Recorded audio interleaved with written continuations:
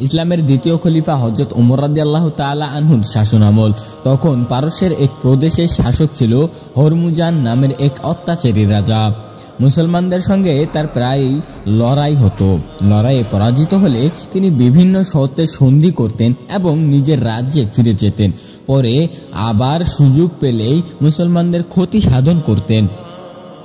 তার এমন অনৈতিক নীতির ফলে খলিফা হযরত উমর রাদিয়াল্লাহু তাআলা আনহু আদেশ দিলেন হরমুজানকে বন্দী করে তার দরবারে হাজির করতে।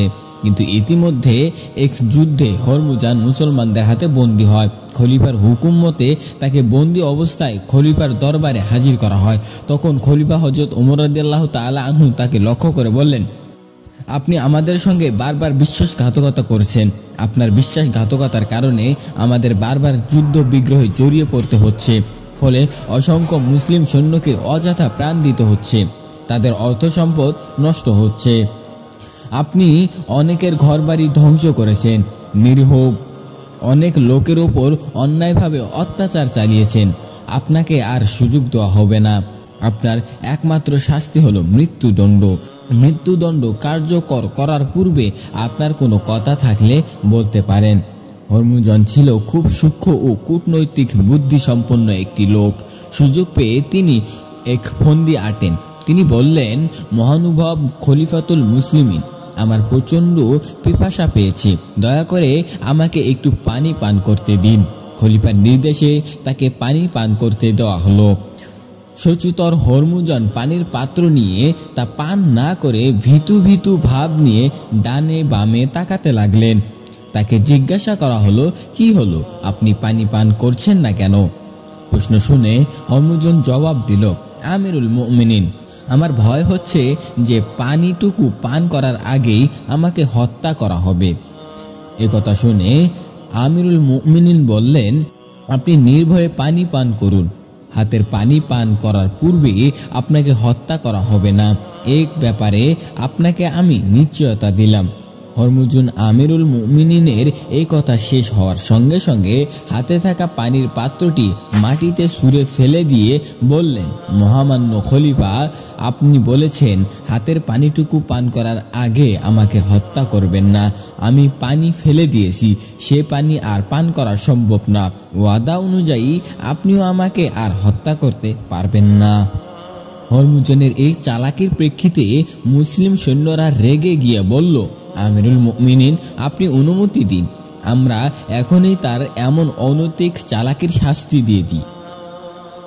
কিন্তু খলিফা হযরত উমর রাদিয়াল্লাহু তাআলা আনহু সবাইকে থামিয়ে দিয়ে বললেন, না, তা হতে পারে না। মুসলমানের কথার মূল্য অনেক বেশি। সুতরাং যে কথা আমি বলে ফেলেছি, যে কোনো মূল্যেই আমি তা রক্ষা করবই ইনশাআল্লাহ।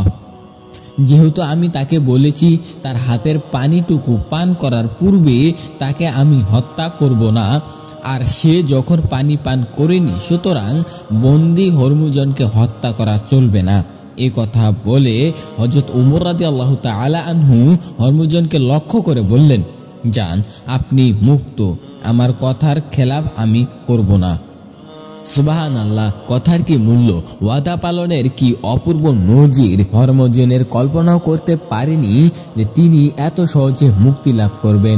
রাসূল সাল্লাল্লাহু আলাইহি ওয়াসাল্লামের প্রিয় সহচর হযরত উমর রাদিয়াল্লাহু তাআলা আনহুর মহানুভব দেখে তিনি দারুণভাবে প্রভাবিত হলেন। তিনি ভাবলেন, এই যদি হয় ইসলামের আদর্শ, তবে এর থেকে দূরে থাকা হবে আমার জন্য চরম দুর্ভাগ্যজনক। ইসলামের অতুলনীয় আদর্শের মুগ্ধ হয়ে হরমুজান ইসলাম গ্রহণ করলেন। এভাবেই যুগে যুগে ইসলামের অতুলনীয় আদর্শের মুগ্ধ হয়ে অসংখ্য মানুষ ইসলামের সুশীতল ছায়ায় আশ্রয় গ্রহণ করেছে।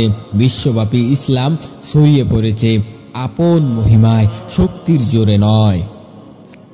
হযরত ওমর রাদিয়াল্লাহু তাআলা আনহু এর শাসন আমলে একদিন এক ব্যক্তি তাকে জিজ্ঞেস করলেন, আপনি সঙ্গে করে দেহরক্ষী রাখেন না কেন? ওই লোকের প্রশ্নের উত্তরের জবাবে হযরত ওমর রাদিয়াল্লাহু তাআলা আনহু বললেন, আমাকে রক্ষা করা জনগণের কাজ নয়, জনগণকে রক্ষা করা আমার দায়িত্ব। অপর একদিন দেখা গেল সেই উমর ইবনুল খাত্তাব রাদিয়াল্লাহু তাআলা আনহু একটি ভারী পানির মশক ঘাড়ে করে নিয়ে হাঁটছিলেন। তার পুত্র তাকে জিজ্ঞাসা করলেন, কেন আপনি এই ভারী পানির পাত্র নিয়ে হাঁটছেন? উমর রাদিয়াল্লাহু তাআলা আনহু বললেন, আমার মন অহংকার ও আত্মগরিমায় লিপ্ত হয়েছিল, তাই ওকে আমি শায়েস্তা করার সিদ্ধান্ত নিয়েছি। ওমর রাদিয়াল্লাহু তাআলা আনহুর ন্যায়দণ্ডের রক্ষার মানুষের ব্যাপারে যেমন কঠোর ছিলেন, তেমনি কঠোর ছিলেন নিজের ব্যাপারেও।